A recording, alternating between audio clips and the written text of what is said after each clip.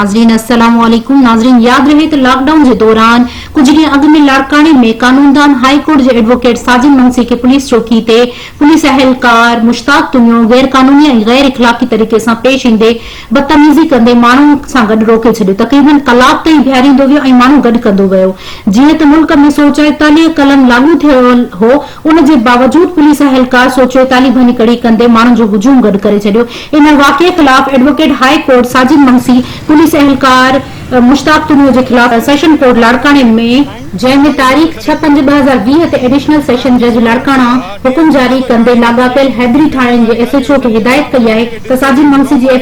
FIR दर्ज कई वञे 3 ॾींहनि जे अंदर अंदर। हाई कोर्ट जो वकील है साजिद अली मंसी। आयो मुसा मिलियो तारुफ करायो ता इशारो क्यों उनके ता बाणू ते वा भाऊ बीठो आवाम गालाईंदी आवाम सही बीठी आ पाकिस्तान जाने असा जो नो हो जाइन दादू जायूं डा लाड़कण जे सामू घर आ मुजो थैंक यू सर वडी मेहरबानी थैंक यू कार्ड देखारियो आ ड्यूटी जो कार्ड आ मुजो भाऊ न तो सभिनी जो मौको सभिनी जो मौको तबीयत सही न दवा ला न था सभिनी जो मौको छाए साईं ता मसलो छाए मारी तबीयत सही न दवा काथो वठो यार दवा ला भी न था ड्यूटी ते हुंदो ना जो छाजो DSP शोकर शाणी कराची में DSP शोकर शाणी दवाई पर्ची काथो वठो दवा काथो वठो यार सामू घर आ छाते वणो दवा काथो वठो बाबा मरिया वाला मेडिसिन वठो जो का पंजा माण्हू के छॾे था बाक़ी